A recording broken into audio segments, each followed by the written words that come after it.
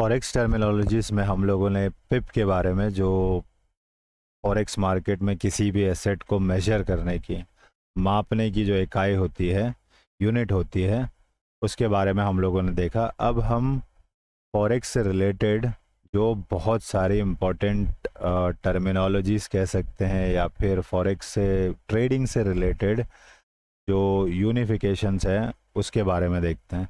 सबसे पहले हमारे पास आता है स्प्रेड। जैसे ही आप कोई ट्रेड एग्जीक्यूट करते हो, चाहे बाय डायरेक्शन में या सेल डायरेक्शन में, आपके मेटा ट्रेडर में आप वहाँ पर देखेंगे कि आपको वहाँ पर दो प्राइस दिखाई देता है। एक लिखा होता है आपको वहाँ पर बिड, और एक लिखा होता है आस्क। तो वहाँ पर आपको बिड और आस्क के प्राइस में, किसी भी एसेट के बिड और आस्क के प्राइस में आपको कुछ डिफरेंस दिखेगा। और ये जो डिफरेंस होता है, इस डिफरेंस को फॉरेक्स मार्केट में स्प्रेड कहते हैं। इंडियन मार्केट में जैसे ब्रोकरेज होता है, वैसे ही फॉरेक्स मार्केट में स्प्रेड होता है। मगर अच्छी बात यह है कि जैसे ही आप ट्रेड एग्जीक्यूट करते हो, इनिशियली जो बिड और आस्क प्राइस के बीच का जो डिफरेंस होता है, जो अंतर होता है, उतने नेगेटिव से आपकी ट्रेड शुरू होती है, depending on your lot size. और एक बार वो नेगेटिव कवर हो जाए, उसके बाद आपको कोई राउंड ब्रोकरेज, राउंड स्प्रेड, ऐसा कोई चार्ज नहीं होता। यहाँ पर एग्जांपल के लिए देखिए, यूरो यूएसडी मान लीजिए कि यूरो यूएसडी में आपको मेटा ट्रेडर 5-4 में वहाँ पर आपको दिखा रहा है कि उसका बिड प्राइस 1,001.1000 है और उसका आस्क प्राइस 1.1002 है। तो ये जो डिफरेंस है 1.1000 से 1.1002 तक, ये जो दो पिप का डिफरेंस है, इसी को स्प्रेड कहते हैं या ब्रोकरेज कहते हैं। ठीक है, फॉरेक्स मार्केट में तो इसे स्प्रेड कहते हैं। तो किसी भी एसेट पर जब आप बिड प्राइस और आस्क प्राइस देखोगे, उस बिड और आस्क प्राइस के बीच का जो डिफरेंस होता है, वो स्प्रेड होता है। अब आप जिस तरह की लॉट साइज़ लगाते हो, लॉट साइज़ के बारे में हम आगे देखेंगे, लेकिन जिस तरह की आप लॉट साइज़ लगाते हो, उस हिसाब से उतना नेगेटिव से आपकी ट्रेड चालू होती है। और ये जो नेगेटिव जिससे आपकी ट्रेड शुरू होती है, यही ब्रोकर का कमीशन होता है। लेवरेज।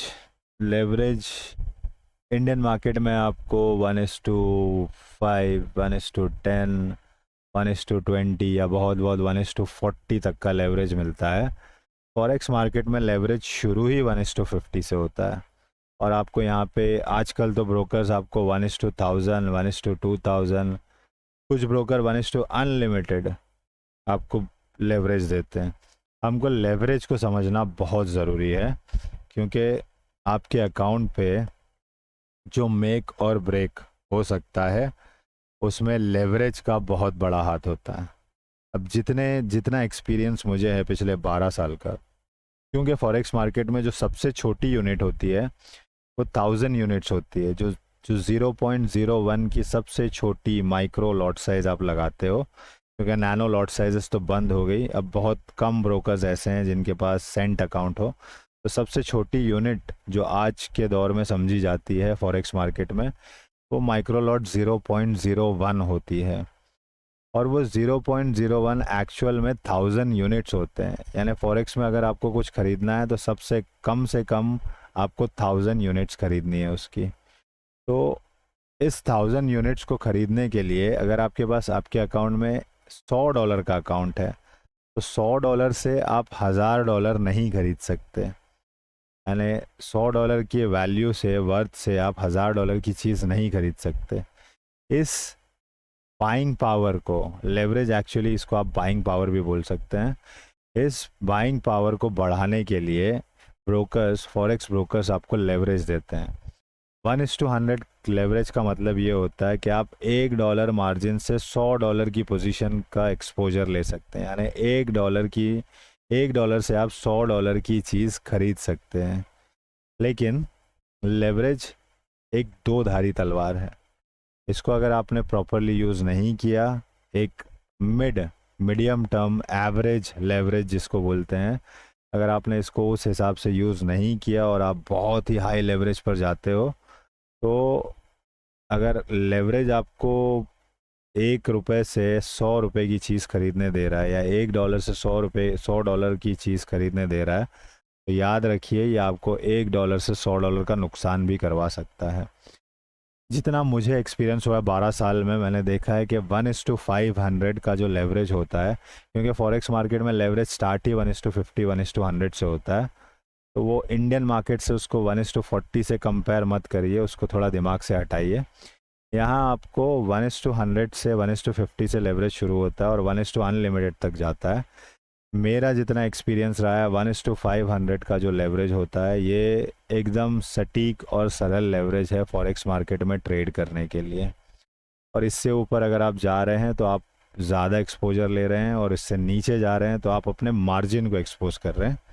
मार्जिन के बारे में और बाकी चीज़ों के बारे में हम डिस्कस करेंगे आगे। हाँ, बस इतना याद रखिए कि आपके अकाउंट पर एक best possible leverage, as per my experience of a trader, of being a trader for around 12 years, it's 1:500 is the best possible leverage that you can take from a trader, not more, not less.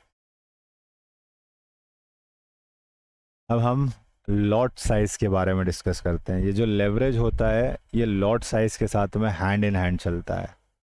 तो forex market में 3 तरह की lot size फ़िलहाल available है। पहले nano lot size भी हुआ करती थी 2012-13 में, जहाँ पर आप 0.001 की लॉट भी खोल सकते थे, जिसको सेंट अकाउंट्स पर यूज़ किया जाता था। अब आपको brokers micro lot, mini lot और स्टैंडर्ड लॉट प्रोवाइड करते हैं। माइक्रो लॉट मतलब 0.01। 0.01 ये बोलने के लिए इतनी छोटी लॉट साइज़ है, मगर 0.01 का मतलब होता है 1000 यूनिट्स। अभी जैसे हम लोगों ने लास्ट लेवरेज वाले पेज पे डिस्कस किया था कि अगर आपको लेवरेज ना मिले तो आपके $100 के अकाउंट पे आप 1000 यूनिट्स नहीं खरीद सकते, और यहाँ पर सबसे छोटी यूनिट ही आपको 1000 यूनिट है। इस वजह से आपको ब्रोकर लेवरेज प्रोवाइड करते हैं। तो 0.01 का जो आपका लॉट साइज होता है वो 1000 यूनिट्स होता है। उसी तरह 0.02 2000, 0.03 3000, 0.09 9000, so on and so fourth. Micro lot आपकी 0.01 से 0.09 तक होती है। उसके बाद हम लोग आ जाते हैं मिनी लॉट पे।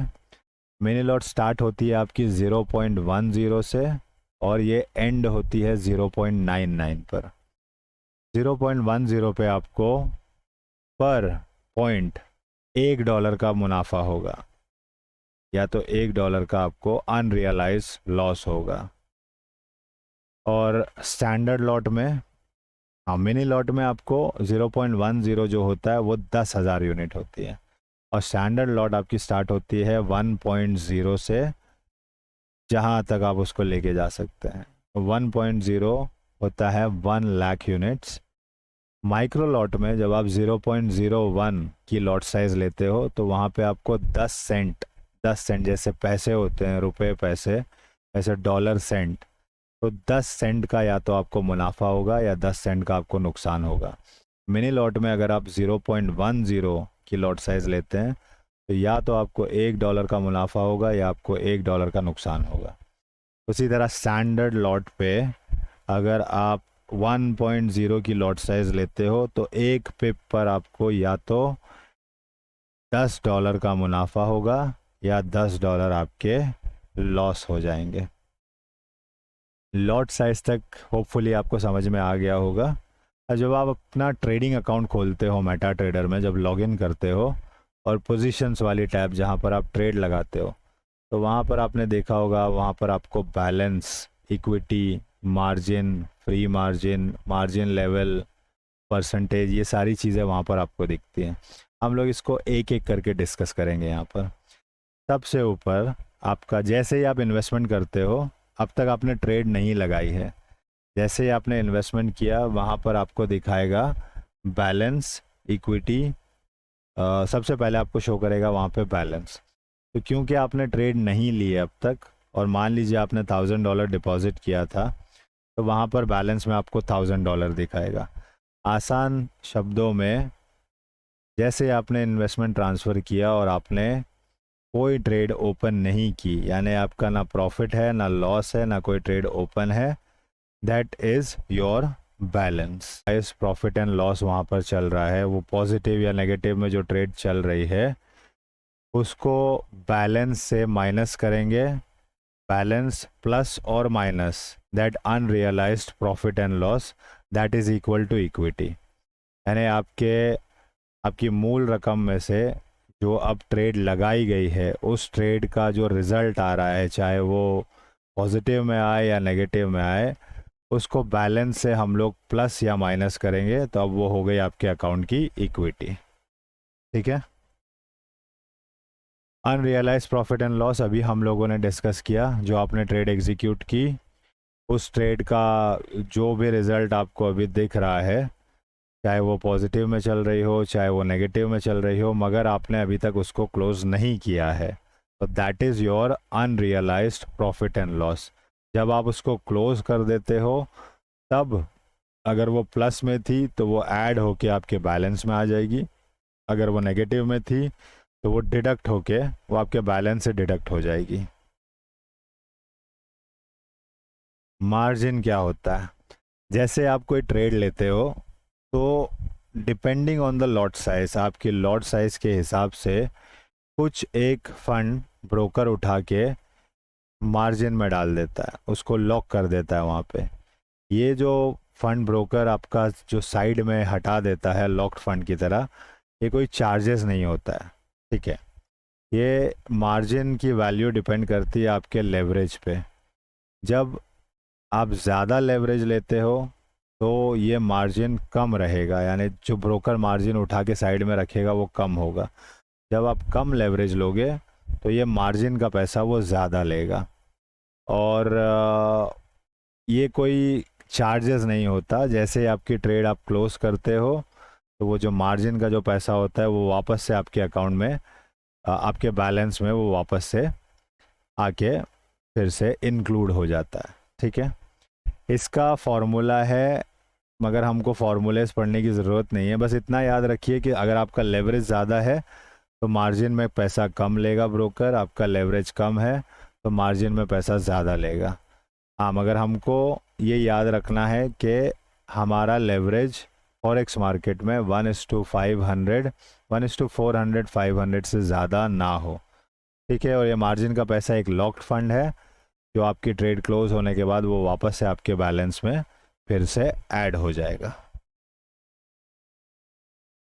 प्री मार्जिन, हम लोगों ने बैलेंस देख लिया, इक्विटी देख लिया, मार्जिन देख लिया, अब हम लोग चेक करते हैं फ्री मार्जिन। बैलेंस में जब आप कोई ट्रेड लगाते हो तो बैलेंस माइनस जो आपका प्लस माइनस जो आपका अनरियलाइज पीएनएल होता है वो आपकी इक्विटी होती है। ठीक है। अब इक्विटी में से आप मार्जिन निकाल लीजिए, मतलब इक्विटी पहले तो आपकी क्या हो गई, balance minus plus minus unrealise PNL.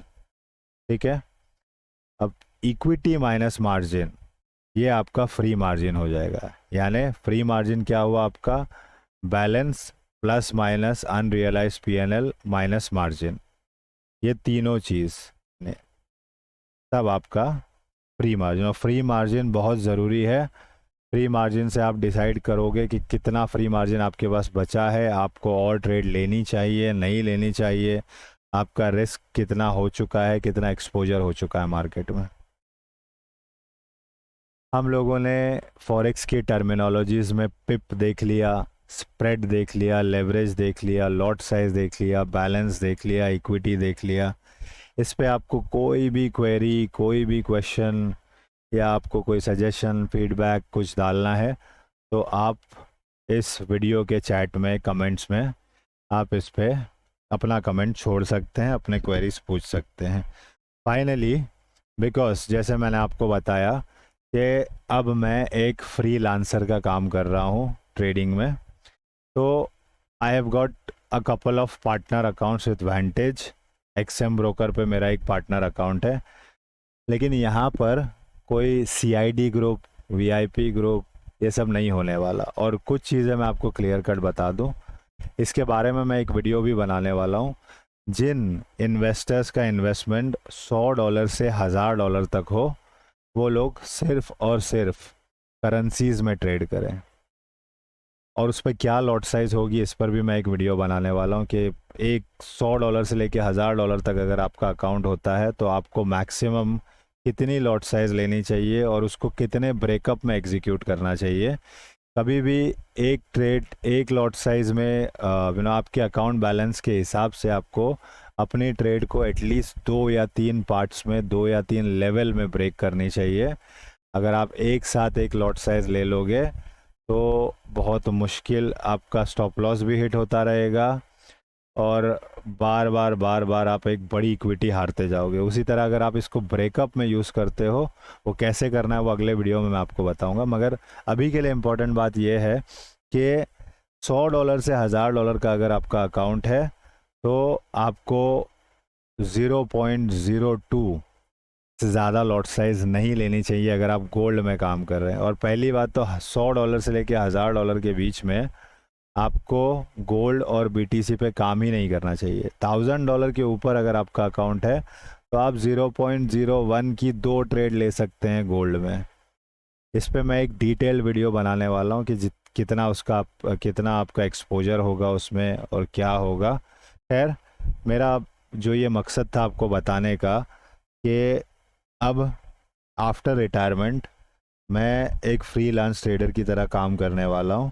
और जब मैं यूट्यूब पर आया मैंने बहुत सारी चीज़ें देखी, लोगों को ग्रुप्स बनाते हुए। फिर मैंने CPA, ये जो नया नया फंडा ब्रोकर्स ने स्टार्ट किया है, का क्लाइंट पर acquisition, referral commission, IB commission, CPL, client से कितना पैसा लॉस कराने पे इन्फ्लुएंसर्स को मिलता है, ये सारी चीज़ें देखने के बाद मुझे एक चीज़ बहुत बुरी लगी कि आपको गैम्बलिंग मोड में लेके जाया जा रहा है।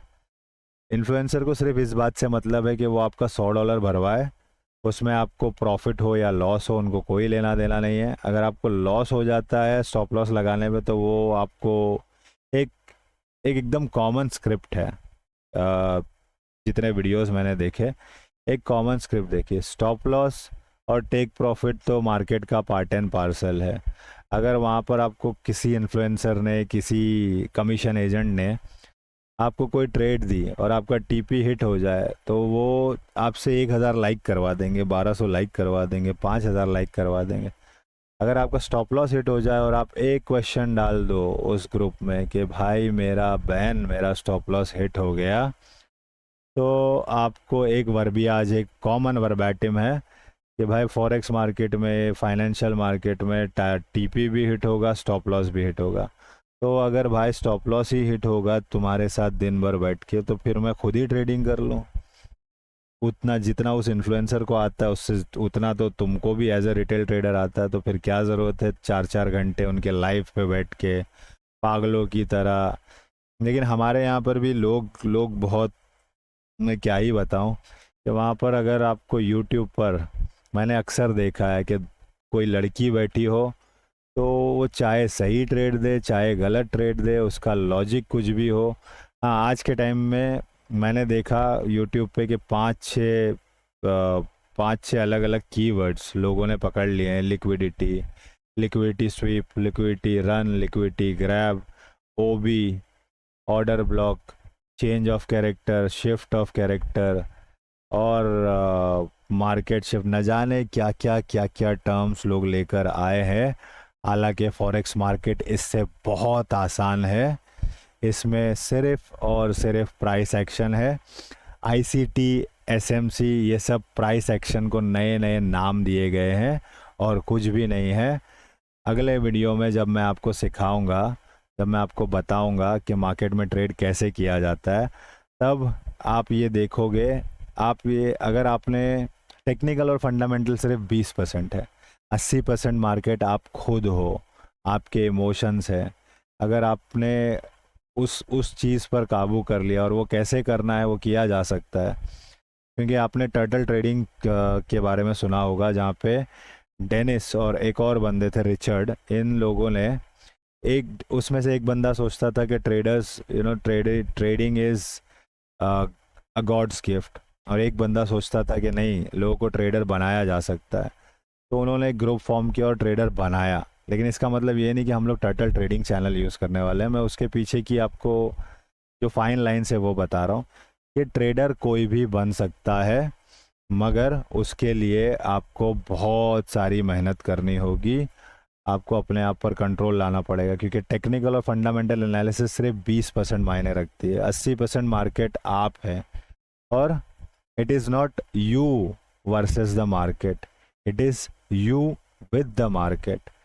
जो मार्केट मेकर्स करना चाह रहे हैं, जो स्मार्ट मनी, जो ये लोग अपने आप को स्मार्ट मनी बोलते हैं और आपको डम मनी बोलते हैं, आपको, मुझको, हम जैसे रिटेल ट्रेडर्स को, तो वाकई में हम लोग डम मनी हैं, क्योंकि हमारे इमोशंस हमारे कंट्रोल में नहीं है। अगर हम उस चीज़ को, वो हम रिस्क मैनेजमेंट, डिसिप्लिन, ये वो 50 तरह की आपको लोग चीज़ें बताएंगे, लेकिन असल मार्केट आप हो। अगर आपने ख़ुद को कंट्रोल कर लिया, अपनी लॉट साइज़ को कंट्रोल कर लिया, तो इस मार्केट से, और हाँ, आपका रिटर्न्स ऑन इन्वेस्टमेंट होना चाहिए, वो रियलिस्टिक होना चाहिए। अगर आप $100 से आप सोचोगे कि मैं फरारी, बुखारी और न जाने क्या क्या ले लूँगा, तो भूल जाइए कि इस मार्केट से कभी आप पैसा बना सकते हैं। पहला टारगेट आपका ये होना चाहिए कि 90 दिन तक आपका इन्वेस्टमेंट सरवाइव करना चाहिए। अगर आपने 90 दिन तक अपने अकाउंट को सरवाइव कर लिया, तब समझिए कि लेवल 1 आपका पार हो गया। और वाकई में अगर हमको ट्रेडिंग सीखना है, मैं अपनी 12 साल की मेहनत आपके आगे रखने के लिए तैयार हूँ, मगर उसके लिए मुफ्त का खाना आपको पता है सिर्फ चूहेदानी में मिलता है। और चूहेदानी में कैसे मिलता है वो मुफ्त का खाना? उस चूहेदानी में पहले जाके आपको घुसना पड़ता है, और फिर अचानक से जैसे ही आप अपना मुंह लगाते हो उस चीज़ के ऊपर, वो चूहा जैसे ही अपना मुंह लगाता है उस चीज़ के ऊपर जिसके लिए उसको बुलाया गया है, तो ठप से उसका दरवाज़ा बंद हो जाता है। तो मुफ्त का खाना कहीं नहीं मिलेगा। मेरी 12 साल की जो मेहनत है वो मैं आपको सिखाऊंगा, और मैं एज अ मेंटर आपके साथ में मैं कोशिश करूंगा कि मैं आपको बताऊं, गाइड करूं किस तरह से काम करना है, कौन से अकाउंट पर कितने इन्वेस्टमेंट पर कितनी लॉट साइज होनी चाहिए, और कितना एक्सपोजर होना चाहिए, कितना रिस्क लेना चाहिए, कितना बड़ा स्टॉप लॉस होना चाहिए, कितना छोटा स्टॉप लॉस होना चाहिए। ये सारी चीज़ें मैं आपको होपफुली आने वाले वीडियोस में गाइड करूँगा। तब तक के लिए सबका भला हो, और ट्रेडिंग करते करते आप ये याद रखें कि ये कोई गेट रिच क्विकली फार्मूला नहीं है, इसको इन्वेस्टमेंट की तरह देखें। चलिए मिलते हैं फिर अगले वीडियो में। Thank you.